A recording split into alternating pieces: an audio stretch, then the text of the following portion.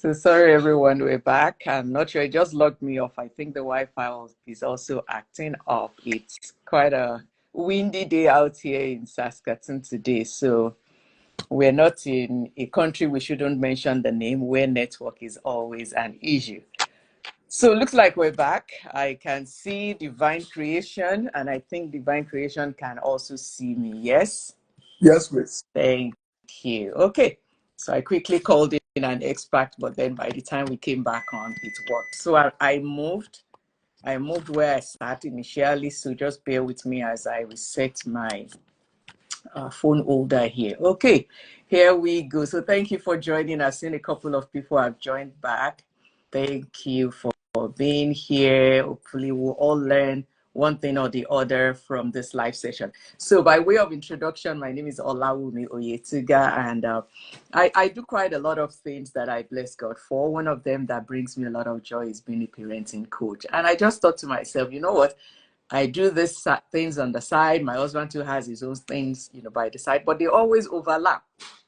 And I say, you know what? Let's do Instagram live today and just talk about these things.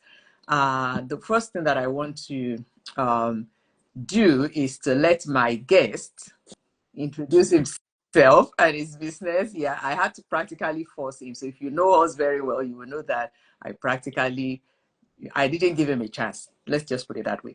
I just said, we're going to do an Instagram live with Divine Creation. So thank you for being here, sir. That's my husband. We've been married since 2001. And I like to say it this way, we've been stuck with each other since 2001. And we'll be stuck with each other till thy kingdom come. Okay, so introduce yourself, sir. My name is Jide Oyetuga. And by grace, God gave me this vision for Divine Creation. So it is God's business, and we are just following his direction. The intention is to impact our world for God, and we are doing so under the auspices of the platform of a real estate business, also touching the lives of people in terms of evangelizing and preaching the gospel of Jesus Christ. Okay. Thank you very much, sir.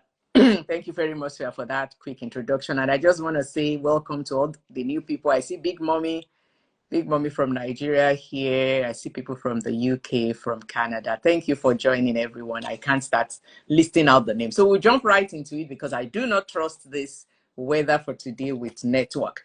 One of the big things for me as a parent, parenting coach, early childhood educator, and all of those things is one of the things I learned at my early days of my first degree back home in Nigeria, when I studied business administration, is something called the hierarchy of needs. Abraham Maslow, excuse me. Oh, what's going on? Hypothesized this, and the bottom of its triangle for the hierarchy of needs lists physiological needs. And under physiological needs, we have food, shelter, and clothing.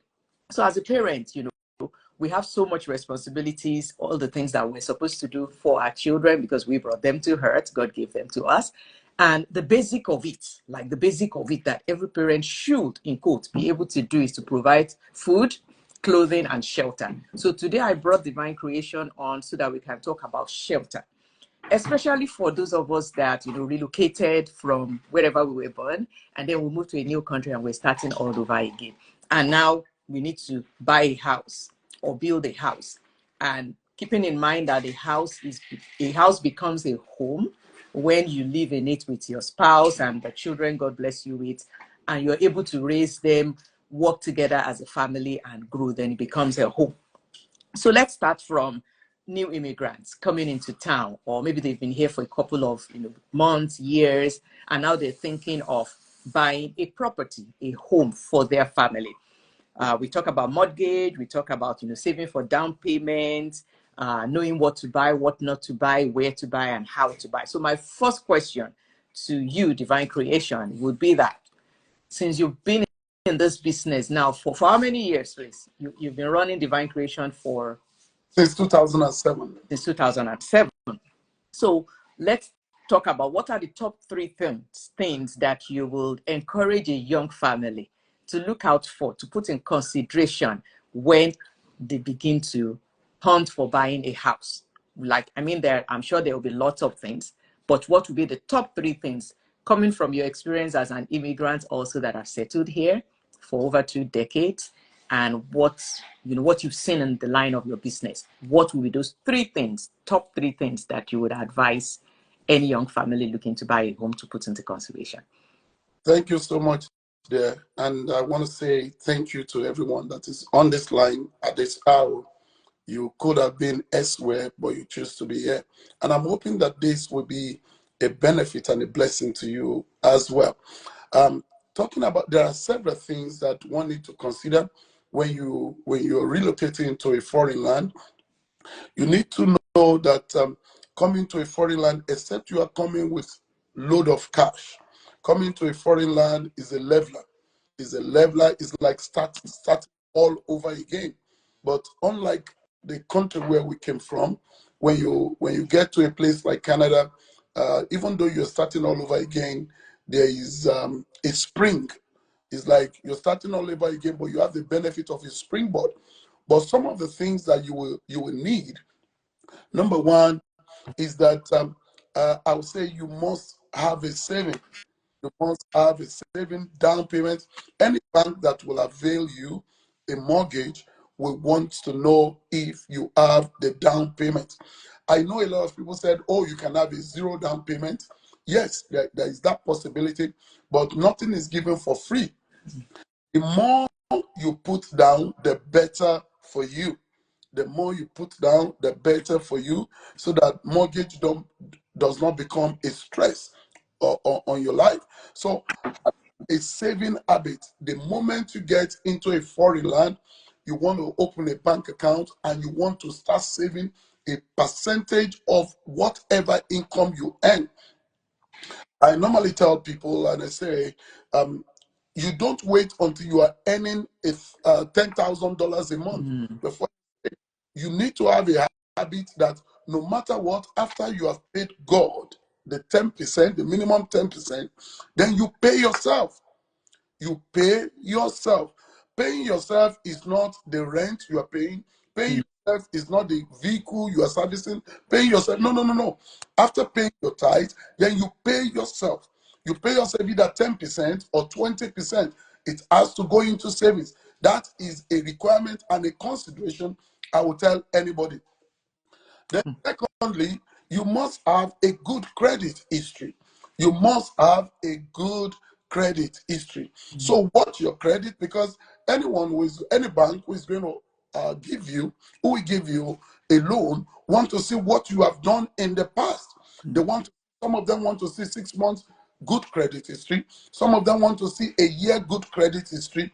And if you have a good credit history, it really, really helps. So when you come into a foreign land, save as much as you can. Then work on your credit history. Then the third thing I'll probably say is that when you are buying, don't go beyond your debt service ratio. When I say don't go beyond your debt service ratio, for instance, a lot of people want to buy a house, and the bank will advise you of what you can be pre-qualified for. What you can be pre-qualified for. Please don't go beyond what you can be pre-qualified for, because for your initial home, they will have factored in your debt service ratio will be about 40% of your total income, or sometimes some banks will use a kind of an acid test and they use 32%. Is done such that you can have a life outside mortgage when you eventually get the mortgage. And if you are going to go beyond your debt service ratio for any reason, ensure that the house you are buying or you want to buy has a revenue component, so that for if you are going to go above the 40%, let's say it's 50% or 50 something percent, let your house has it's just your first home, it's not the last home. And in an environment like this, you can have multiple homes over time, but don't put the debt burden on yourself for the first home. have a revenue component so that can help you service part of your mortgage. Thank you. Thank you very much. That's very, very insightful, and I hope my our listeners are taking note about that, especially if you're looking to buy a house. Okay, so I will move to the next question, and then everybody, if you have a question, please feel free to drop your question in the chat box, and my guest would answer your question. And I've also put Divine Creations Instagram page and do in the chat so that you can follow that page too. Now, so you've talked about the three things that you put into consideration. What would you now say would be the mistakes that you've seen people make? So this question is kind of related to what you've already talked about. So from experience, I know confidentiality is a big part of what we do, but generally, what would be the mistakes that you've seen people make when they bought their first house, or maybe it's even a second house they buy, especially relating to how their family structure also is built? Thank you so much there. Now, one of the major things I've seen is people buying with emotion, just led by their emotion. When you're buying, especially if it's your first home, there are so many things you need to take into consideration. So, but I realize that a lot of people, like I'm based in Canada, in Saskatchewan, and Saskatchewan to be precise, I realize that peer pressure. Oh, my friend is building, I want to build. You don't look at your family structure and you just want to build a mansion, or you want to compare yourself to others. We know as Christians that the Bible says they that compare themselves to one another, they are not wise. So you need to know, you don't know the goal of that your friend or your relative. You need to know what is your own goal. A lot of people are led by emotion. A lot of people are led by peer pressure. A lot of people are even led by most sometimes parents don't even, they just want to buy a house, but they allow their children to influence them. Oh, my friend live in a house where they have a swimming pool, so when we are buying, we have to buy a house with a swimming pool. That so those are some of the things that I've seen over time. We buy. I've seen people buy without consideration for the future, for how they will sell. When you are buying a house, especially if it's your first home, you need to have the possibility when the time comes to sell. Will I be able to sell? Wow. And change with homes. For instance, when I came to Canada, buying a condo was the in thing. Everybody buying a condo, and it got to a time that we bought a condo for $70,000, and that went at a point in time, condos in that neighborhood were being sold for about 250, 260. It was a thing around that time, but suddenly because of condo fees and management fee, condo has dropped significantly. So if you are buying, if you're rushing into it and you are not at the future, so if you rush into a condo when it was 250, now you cannot even sell that condo. Wow. You can't just sell that apartment condo for anything more than 100 something thousand. So it's significant loss. So when you are buying, you need to look at the future possibility of selling the house. Those are some of the things we don't consider. Another thing that I see is that a lot of people want to buy a house and then make customized renovations. They want to renovate it to their taste. But when you renovate, for instance, you need to know that it is not everybody in that community or in that gap that will be willing to utilize what you're spending your money on. So a lot of people renovate their home, and when it is time to sell, they've cut off majority of the people in the market looking for a house, because they have now customized their home, and they have problems selling. And again, what I realized is that if you are going to buy a house, you need also to be very handy. Because if you are not handy, you will realize that you just be spending money for all those trade guys. When a trade guys come into your home, minimum $100 is out of your pocket. But these are things you can do yourself. These are things you can learn from the internet. There is hardly a trade person that will come to my personal home now, because I have learned anytime a trade person comes to my home, I sit down and I watch what they are doing, and I will go and buy the equipment, and that is it. I will never call them. There will not be a return call anymore. And internet is there. You can learn so many things from the internet about repairs, minor repairs, and so many other things that you can do. Yeah. Wow. Wow. Thank you so much. Thank you, sir. I wrote two things down in my note here because, when I'm talking to children or talking to parents, I always say, to children, don't follow the crowd. So you mentioned peer pressure. So we tell our children not to, peer pressure will always be part of our lives.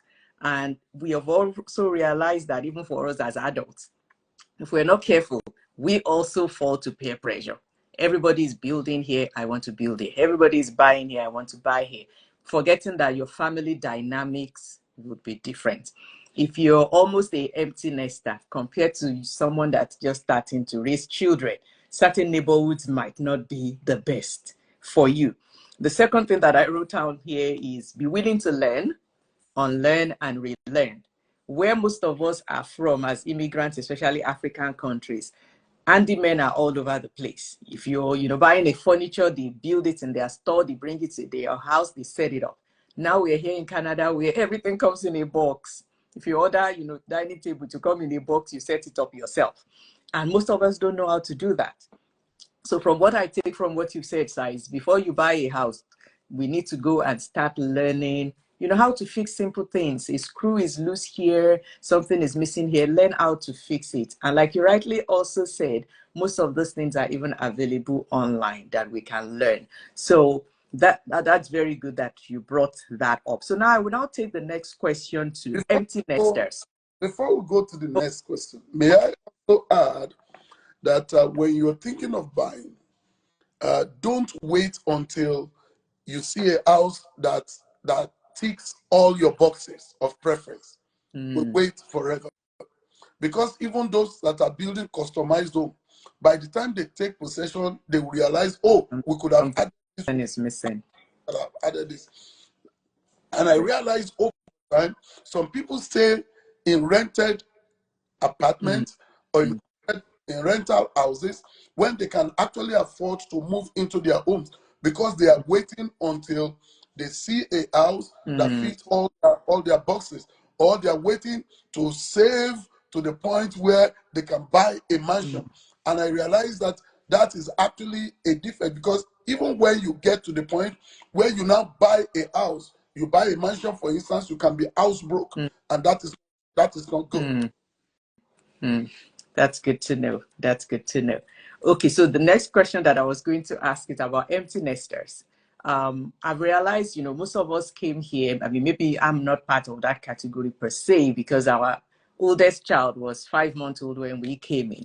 But some people are coming with teenagers. Some people are just starting off here in Canada with family that maybe their youngest child is already in high school. So now there's tuition to be paid. Very soon, these children are going to, all of them probably within the space of 2-3 years are all in university at the same time. How can such a family still save, buy a house? And how do they start planning for empty nest season when maybe now you've now bought a house with 5 bedrooms or 4 bedrooms because of the size of your family? And 10 years down the line, now you have empty rooms. I've heard things about rent out the room to university students or whatever like that, instead of selling, but some people are in houses with stairs, they can't climb stairs. How do we plan for that season of empty nest when we start off at that stage where you just arrive in Canada and all your children are already in high school on their way out of your house by the time they're done university? Life is in stages. Thank you so much, there. Life is in stages, and we need to know this. And we need to learn to understand what the future holds. Like, for instance, as believers in Christ Jesus, even though we are in this world, our eternity is with God. So when every actions we take, we put eternity in view. Also, if you are buying a house, depending on your family dynamics at that time, you, let's say, if you are in your 30s or 40s and you have little ones, yeah, you can buy a house of 5 bedrooms and the likes if you have so many children and there is a need for it. The other thing is, instead of buying a house of 5 bedrooms, you can actually buy a house that has a revenue component that has a separate entrance and everything, so that when you have your kids are still small, you can rent that part out. And then again, when the kids are getting to the point where they needed separate rooms and all of those, you can ask your tenants to leave, to vacate, and your children and your family can use the entire space. And then when the time comes, when the children are out of the house, then you can limit yourself back to the initial portion, the main house, and still rent out so that you still have a neighbor who could be of help to you in your old age. That is, there are there are so many other options, but the thing is, you need to know what your family component is at a time. And the good thing about having multiple houses, which you can also plan ahead, you can build a house today that meets your family dynamics, and also build, as the Lord gives the grace, also build a house that you know when you can retire to. So if the Lord has blessed you that much that you have built a house, for instance, that meets your family dynamics, depending on the square footage, the number of rooms, the number of bathrooms, and all of those things, and you also have the resources to build another that meets your future needs. When that time comes that you have to downsize, by the time you leave this home that you are living in, you will not be paying what there is a tax that government charges you. Sorry, I've forgotten what uh, Okay. the tax when you sell your home. But because you have lived in that home for over a year, you are not paying such to the Okay. government. And then when you now move to this other home that fits your new status, then it becomes your primary home. So you are not paying capital gain tax. Yeah, Okay. capital gain tax on Okay. any of the houses as long as you live in And them. then, But don't get yourself engrossed in building a house that you are not thinking of the future. Every of your action today must put into consideration the stages of your life. When you will be 50, when you will be 60, when you will be 70. We know as Africans, for instance, unlike Caucasians, that the people we met here, that once they get to certain age, they just downsize, sell everything off, and go to a senior homes. As it is not our culture. We want to stay in our home, but the cost of handling a big home when you are supposed to have downsized can be very crippling when you get to a stage where you actually need the resources. I can tell you, you need money, you need the financial liberation more when you when are you at. are older.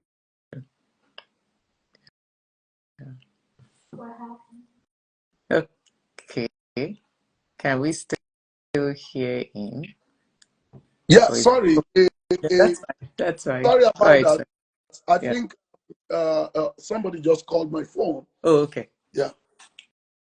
But as I was saying, we need to know what the stages of our lives are, what our goals are, where you want to be when you are 40, when you are 50, when you are 60, when you are 70, as the Lord gives the grace. And you need to plan ahead. And you need to plan ahead. So buy a home that you can manage now, Transition through. and then when and plan for the future. So like I said again, it's all about your family dynamics, your goal for the future. Okay. Okay. Thank you very much, sir. So one of the things that we also teach children is to be able to make wise decisions, informed decision, plan for the future. And they can only learn that from us. So from a decision about even housing, providing that shelter from our children, we can actually model what it takes to make, informed decisions in life. So now, because you've touched on future, I will go to the next question. There's a Bible verse that says that a good man leaves an inheritance for his children's children, not just even his own children. That is transitionary wealth, transfer of wealth.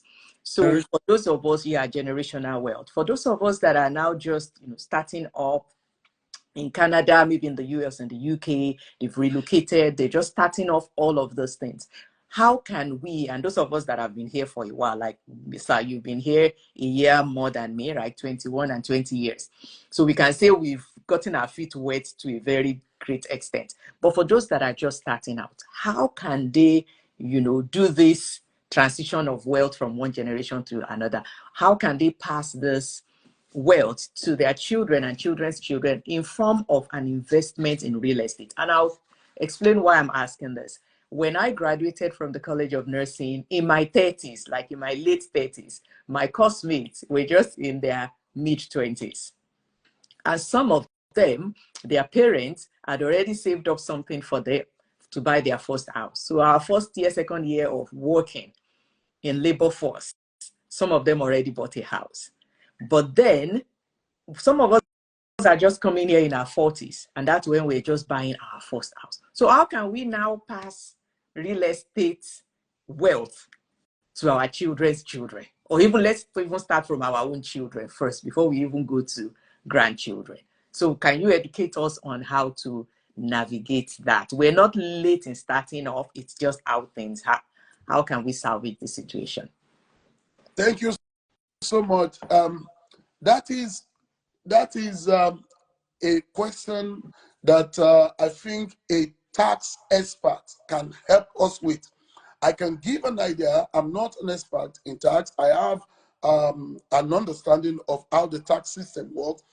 It is back at home from where we come from in Africa. When you build a house, you are hoping to will it to your Mm-hmm. children. But here there are tax components that makes willing your house to your children even more expensive. Mm-hmm. So there are many things you can do while you are alive Mm-hmm. with the children and with the assets that you have that will help them such that they are not given the bulk of the tax when you are gone. Okay. And like I said, it is a tax expert that can do that. I don't want to give Mm-hmm. information on area that I am not totally conversant with, Yeah. but I can tell you investment in real estate Mm-hmm. surpasses most other investments. Okay. If there's anything, if you don't know what to do and you want growth, Mm, invest in real estate. okay. Start with the first Okay. one. Uh, Why you start with the first one, do it in your name and in your spouse's name, then Mm-hmm. the next one, but then try as much as possible to contact a tax expert so Okay. that you can know how to bequeath your wealth or your Mm-hmm. asset to your children in such a way that they will not be belabored with the tax implications. Okay. Okay. That's very helpful to know. And by the way, next week Saturday, my guest is a financial planner. I believe she's on here right now. Financial Hub in Canada. That's our Instagram handle. You can go look her up. I'll put it in the comments also. So hopefully maybe she will be able to talk more about that, or I may bring someone else later to touch on that. Because the reason I'm asking, some of us are here, we have aged parents, for those that still have parents, and that day will come, by the grace of God, they will live long, ripe age, and they go. And the way African community works, right, is there will be a will, and they will say this house belongs to this person or that person if they have more than one. And God forbid that we'll be fighting our siblings over a house that our parents left for us, right? But in Canada, it's looking like there are lots of other things that are involved in that than how in Nigeria, where I'm from, it's just they sign documents and they change the name and the house becomes yours. That's something for our children to also know that, even though your parents will leave something for you, work for yourself too. Be strategic and be wise with your own financial decisions also, which is what we'll talk more about next week. How we can teach our children to be financially prudent, how we can model it and stuff like that. That we'll talk about next week. So my last question, and then I'll throw it open if anybody has a question or if my guest has other things that he would like to add Are you is, all, please? is there, before you go to the last question, let me say, if you are in Canada, for instance, I want to plead with you, have a will. Having a will does not mean you are going to die tomorrow. Because in Nigeria, if you don't have a will, the family will find a way of settling your assets with your children and all of those things. It might cause a little bit of rancor with them. But in Canada, if you die without a will, the problem is everything you labored for belongs to the government. Everything you labored for belongs to the government. So the basic thing is, when you talk about bequeathing your wealth, the basic thing is first have a will. It is, tax experts will tell you, it is better while you are alive to have your children's name on your houses and things like that, so that there is a transfer while you are still alive. When you have multiple homes, they will tell you what you need to do and how you go about it. But please make sure, irrespective of your age, get a will. Wow. Wow. Thank you. Thank you so much, sir. Thank you for adding that in there. That's a very important piece of information, have a will. And you know, I think you said something about you can change and put a child's name on a property while you're still alive or something like that. And that still goes back to why we have to train our children well. Because a child that is not well trained, it's said in my Yoruba language, meaning a child that you do not train well will sell the house that you built, even while you're still living in it. They will sell it and kick you out. So let's train our children well. So my last question, like I said, and then I'll leave the floor open for you to talk a little more, and then I'll wrap up, is, you know, we buy all these houses, and the houses in Canada are made of wood. It's not like our African houses that are made from bricks. How do we maintain a house? Because you touched on the fact that buy a house with the mindset that, you know, along the line, you might have to sell and downsize. How do we maintain and keep our house in a good condition for resale? And I'm asking this because, you know, we're raising children in these homes. How do we train them to also be good custodians of their room, the general area, living room, kitchen, all the food we cook? You know, how do we make sure that we are not actually creating a damage on the property unknowingly? Because nobody will intentionally damage something they worked to build, right? So that's my last question here, sir. Thank you so much there. I sincerely, I think one of the benefits of social media is, if we take advantage of it, is that everything we need with respect to homes, repairs, and all of those things, you can get everything on social media if you're willing to invest your time in it. Because to ensure that you keep the value in your home, number one, there is need to make sure that repairs are done timely. Repairs are done timely. A little thing, before you know it, a little dent here, a little dent there, before you are eroding the value of the house. So repairs must be done timely. And if you are not self-sustained or handy, you will realize that it will come at a huge cost to you. Every time you call a trade person, get a trade person into your home at every scratch of the wall or anything, you are just bleeding cash. So it's easier. There are do-it-yourself options on the internet, which you can learn from. You can, like I said earlier on in my discussion, I will only call a trade person to my home once. Because the moment you come in, I sit down with you, do whatever you need to do. I take a picture of the equipment and watch how you, then I'll go and buy the equipment. And that God has even used that to be as a blessing to me, because now when my friends have issues, I go there and help them, and some of them I charge them for it. So because I have the equipment, and this what do you call it, tools, they are cheap. Some of the tools you can get from garage sale. Yeah.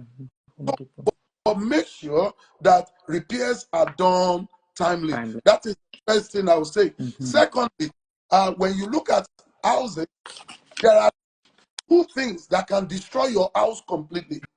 One is water, the other Mm-hmm. one is fire. One is water, the other one is fire. Mm-hmm. Fire will destroy the house like that, but water is a gradual thing. Oh. So you must ensure when you talk about fire, you must ensure that you have a smoke detector Mm. in at least if you have a 1,200 square feet home, you must have at least 3 smoke detectors at every Mm-hmm. entrances. Now, again, in the unit, in the kitchen, in between the corridors, and it's better when you are if you have a revenue property, Mm-hmm. don't just get the battery operated one, Mm-hmm. get the hardwired one, so that the tenant will Would not be turn free. it off. So that helps you keep in terms of fire. Mm. And again, in terms of water, what you need to do also is to ensure that your grading are away from the house. You grade your house in such a way that water can flow It would- easily away from the sides and the depth of the house. So basically, when I'm buying a house for my clients, one of the first consideration is I look at it. If the grading is not good, but we realize that the foundation has not been compromised, Mm. I will insist that they regrade the Mm. house so that they will not have any issue with water. And Mm-hmm. also, if it's an old, by law, every new home right now have a sump pump. But if it's an older house, Mm-hmm. I will encourage them to install a sump pump. It will not cost more than $3,000 Mm. to install a sump pump, but it will give you a peace of mind. Yeah. So that can help. The other thing to keep the value of the home, I normally say, if as the Lord give you the grace, and try to change the color or the painting of your house every 5 to 7 years. If you stay longer than that, try to change it to modern, because with respect to painting, painting fade over time and Mm. things. So if you my house, the house I live in by the grace of God today, that the Lord blessed me with, was built in 1956. Was built in 1956. And people that comes to that house are always saying, wow, this is not possible that this house was built in 1956. Why? Because I try as much as possible to ensure that within every 5 or 7 years at most, Upgrade. we we Upgrading. update the painting. Mm-hmm. So it makes the house look way modern. And Mm-hmm. if there are scratches here and there before the painting, those are addressed Yeah. and all of those. Those are some of the things. And like I said, learn to be handy. Yeah. Otherwise, maintaining the value of your house will come at a Mm. huge cost to you. Mm. Good. Thank you. Thank you. Thank you. Thank you so much. So someone put a comment in here that sometimes repairs needs to be done by professionals, and I totally agree. And you know, when I read that comment, I remember something. The first time we called a plumber into our house, and they had charged us for 1 hour. He didn't even spend 5 minutes, and he was done what he came to do. And we realized it was something down the drain. So some of the things that we have in our home, I'm blessed to be married to someone that's quite handy in that regards, is all of our sinks, both the kitchen, bathroom, they have this net thing. The removable one, you can buy it from Dollarama or Walmart, wherever, is on the, the hole in the sink. So when you're doing dishes, especially if you're raising young children, right, they're learning how to do dishes, they have food particles still left in their food, that sieve will catch it so that you're not clogging your plumbing. So those are some of the ways that we can even teach our children to be responsible with how, they're living in the house. Banging a chair against the wall, you're going to leave a dent on that wall. You let them know the first day they try that, no, we don't do that. The culture in this house is that we don't destroy things. Now, we'll go to a question that someone, that choice underscore 01 put in here, says, what is the downside to buying an old house? I know you've talked about some of the maintenance that needs to be done to keep an old house functional and updated. But this question now is, what's the downside to buying an old house? Thank you so much for that question. New homes are beautiful to build. New homes are beautiful to build. I give it that. But I must tell you that the when you look at a house, it's not the age. What matters is the usage. What matters is the usage. We have been living in our house since 2007 by the grace of God, and we have not had to repair any major thing in the house because we checked the history of the house before we bought it. Even though it was built in 1956, we checked out the history. And if you have a good realtor, your realtor will help you check out the history. You can know how many times that house has changed hands. You can know who has lived in the house. You can know the culture and the repairs. You can know if there has been fire. You can know so many things. It's more preferable if you are not handy to buy a brand new home. That's okay. But and that's because for homes that are older and you don't know the history of those homes, there might be a maintenance, a huge cost that is needed to maintain such a house. But I have realized that because I do my due diligence before buying older houses, by the grace of God, most of the houses that the Lord gave us are in the 60s, are in the 50s, and we've never had to spend money on them because the materials that were used in those days are nothing compared to the materials that they are using now. All the materials they are using for all these brand new homes are from China. I'm not saying China products are bad. Please don't quote me on that. But I'm saying, like, for instance, when you get to, or let me just say this, depending again on the builder, if you go to Home Depot, for instance, drywall, and there will be about 5-6 different shades of drywall.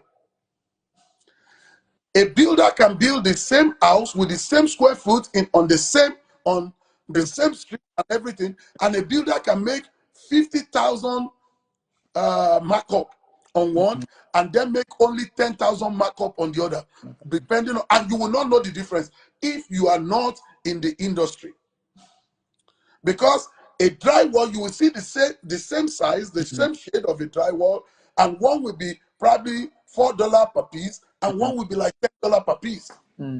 So already the builder has made $6 per piece extra and is giving you an inferior quality. That's why you see new homes within a year everything is falling apart because of the quality. So even if you are going to go to a builder to build a new home, you need someone who will supervise that work, who has understanding of building materials.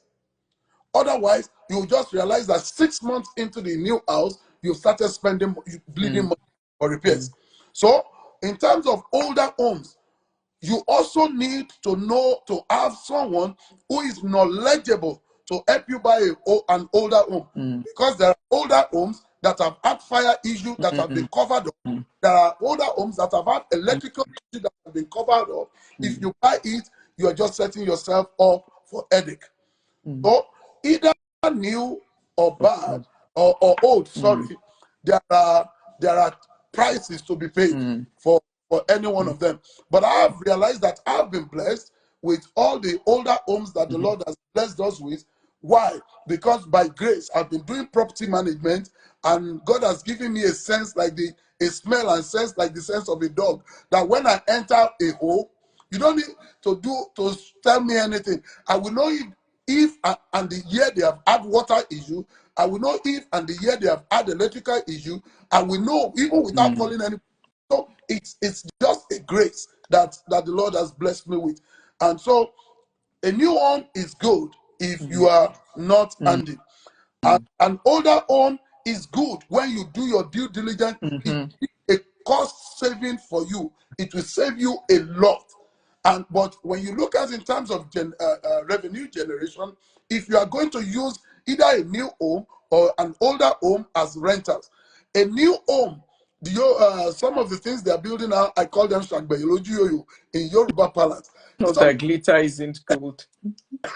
Some of those old newer homes, one, you need to know the materials that they're using, and then you are using it as rental. You have to be sure that you do a follow-up with the tenants. other month. By law, you can give a tenant 24 hours notice to check in the house and then guide them on the usage of the things. But in the same way, if you have an older home, you will get more value for an older home for rental. The only thing is, older home, you might not get much revenue as much as the features that are in newer home, because you get more revenue, more rent from that. Very true. Very true. Thank you so much, sir. That was very insightful. I'm going to add a couple of things in here as a parent, and as a maybe specifically as an immigrant parent in Canada. Is the other things that I always kind of advise people to look out for when they're trying to either rent or buy a house, especially if you're raising young children, is your location. I have a quote on my parenting page that says your geographical location should not diminish the quality of your parenting skill and style, so that you can bring up your children properly.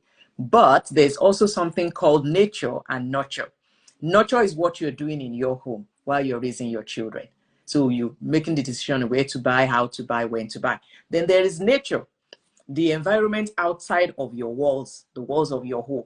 So if you're raising young children and you go rent a house or buy a house in a neighborhood that is not safe, that is known for drugs, that it's known for cult activities and gang activities and stuff like that, you're exposing your children to something they shouldn't be exposed to. And you remember when I started, I talked about Abraham Maslow's hierarchy of need. There is the safety. So the basic one is where shelter falls in, but above it, there's also safety. So the safety of our children is also in our hands. So as we're making decisions of where to buy, how to buy, also look at what are the ages of your children. Another thing that I've seen in the line of working with little children is most of our African children have bottled energy that they have nowhere to burn it, because we've turned them into go inside children. We shelter them. They're living in a bubble. They go to school, they come back home, there's nothing else to do. So they're watching TV all day long. If you have a backyard, that is a place. So if you're looking to buy a house as a young family, a backyard is a necessity so that they have somewhere to go play. Create a space in your house for them to burn energy. So I learned this from my husband's property management business. When people would come, rent an apartment building on the middle floor, and you have children or your children are below the age of 10 and they like running around. So then the neighbors in the bottom floor will complain about this. Too much stomping going up there. People have had to move. They've had to break lease and move. And then at a stage, we have to start advising people, take the ground floor. Your children will make noise. They will stomp and the neighbors will complain. So I just thought I should throw that in there for us as, if there are young families here looking to rent houses or buy houses, keep those things in mind.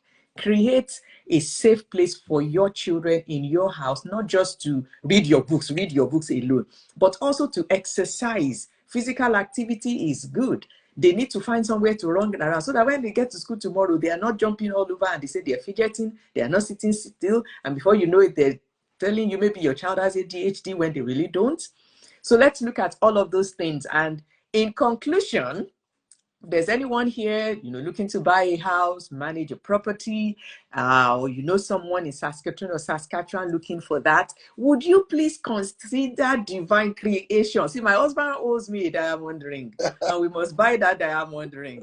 So I'm appealing to everybody that is watching today that call divine creation. So tell us, where can we find you? Phone number, your new office. Praise God, they just moved to their new commercial property in Sutherland. Tell us your office address, website. Their Instagram page is where we're chatting right now. Please follow them. Let them get 100 new followers today so that diamond ring can be secure. So over to you, sir. Thank you so much. There are two things I quickly want to say before I round up. Number one is, if you are being pressured to build a mansion, I've seen this over time. When you build a house that is over 2 million, it's only good for the season. Those mansions don't have resale value. Because I've seen people build houses 3 million, 4 million, and anybody who can afford to buy a house for 4 million will go and build it as well build their own. They That's will. true. So what we have seen over time is that the moment the house, for instance, Saskatoon, for instance, passes the threshold of 1.5 million, when it's time to sell, you are actually selling at a loss. At a loss. You are actually selling at a loss. So what you'll be taking out of it is just the facade of new home, new mansion. But the more you stay in that house, the more you lose value instead of adding value. That is number one. The other thing I want to do is just to encourage everyone that is on this line. Talking about divine creation. And of course, the name of the company comes from division. I was with RBC Real Bank, and the Lord told me to resign. And I resigned, and the Lord gave me a $14 snow shovel. I left RBC Real Bank on 8th Street, and the Lord led me to Superstore directly opposite RBC Real Bank. And I asked God, what would you have me do? And he gave me a $14, showed me where a snow shovel is, and he said, son, take this shovel and I will establish you through it. And I didn't know what to do. I cried with him. But because it is God that told me to buy it, I left the bank, left the office, left everything. I bought the $14 snow shovel. And the following day, I went knocking on people's door. Can I shovel your driveway? Why did I do that? As at that time, I was pastoring a church, but because God told me and I was convinced it is God. As at that, before I came to Canada, by the grace of God, I started my career with Arthur Anderson in Nigeria, now KPMG International. I also work with GovBank, and I also work with FSB International Bank on their forex debt. Yeah, kind of. So I worked there as the head of oil and gas service in FSB International Bank before the Lord brought me to Canada. And then the Lord, after I worked with RBC for about 3 years in Canada, the Lord gave me a $14 shovel. And I was not ready to neglect the time of little beginning. And I'm grateful to God because after that winter period, I was able to raise money to buy lawnmowers. And then I started employing students, and we bought a truck, and then we started going out to cut people's lawn. I know so many church members then, some of them, I will not say so many, a few of them that said to me, they are always ashamed seeing their pastor cutting people's lawn, using snow shovel to remove. And I simply said, that is not where I'm going. That is where the Lord asked me to be now. But that is not the where I'm going. And I bless the name of the Lord because the money made from the snow removal and the lawn care was what the Lord allowed me to use to do my real estate exam. And upon doing my real estate exam, I worked as a realtor for about 3 years before the Lord gave us the permission to start our own brokerage. So right now, by the grace of God, we have our own brokerage, and we have 4 agents working with us by the grace of God. And the brokerage actually started from our home. Again, not neglecting the time of little beginning. If God has given you the vision, don't let anybody tell you that it is impossible. And I realized we were still in our home in 2019 when COVID hit. And my wife has to say, no, you have to take this thing out of here. You can't be having clients coming to the house because of COVID. And thank you so much, because I am a very conservative person. I needed a wife like you to push me. See why I said we're stuck together. So I had no choice. God spoke through my wife, and then God gave us a house. We bought a residential property where we also use as the real estate brokerage. And when it pleases the Lord gave us a commercial building, and we are located at 161 Jessup Avenue. 161 Jessup Avenue in the Sutherland area of Saskatoon. Our license covers the entire Saskatchewan. You want to buy a house anywhere in Saskatchewan, we can help you. We have the expertise by the grace of God. We have been trained. We have every qualification by the grace of God. And you can reach us on 306-261-3202. That is my personal number. And it is a personal guarantee that by the grace of God, when there is a need, we will be there for you. 306-261-3202. The Lord is growing divine creation. And I can tell you that now we work with builders. We work with 4 different builders. So if you want to build customized home, we can help you. Most of the builders are angry with us because we are always on the side of the client, always defending the client. And I can tell you, our clients have had it also well. Then we handle residential. We are qualified to trade in residential. We are qualified to trade in commercial. We are qualified to trade in farm and farm real estate. We are also qualified to do property management. So if you have properties, we have clients who have 4, 5, 6, 7 properties with us. They don't even know the tenants. They just see the money in their account every month and they are happy. So please consider divine creation. And we are here to train anyone who wants to major or you want to go into that industry. The Yorubas will say, "Kari kapo yiyeni yeni." Please, if you are willing to go into real estate, it is very profitable. If you are a people person, if you are a people person, it is very, very profitable. And it gives you freedom so that you are not tied to 8 to 5 job.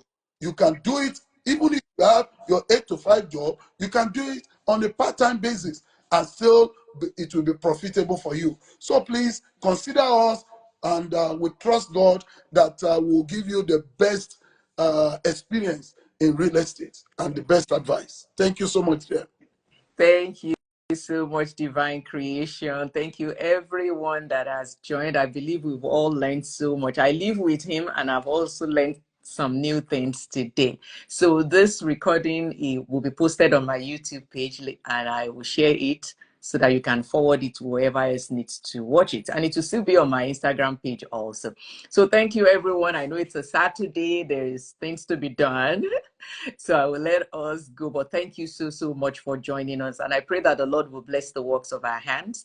If you relocated to Canada, US, UK, I pray that the Lord will establish you there. He will lead you and guide you. Just please make sure you're listening to him and not jumping to follow the crowd in the decisions that you'll be making in life. So like I said, I'll be back next week with Financial Hub in Canada, and we'll be talking more about, money, wills, teaching our children how to manage funds and stuff like that. So save the date. It will be at 1 p.m. The poster is on my Instagram page also. So save the date, and I will see you next week. Thank you so much, everyone. Thank you, sir.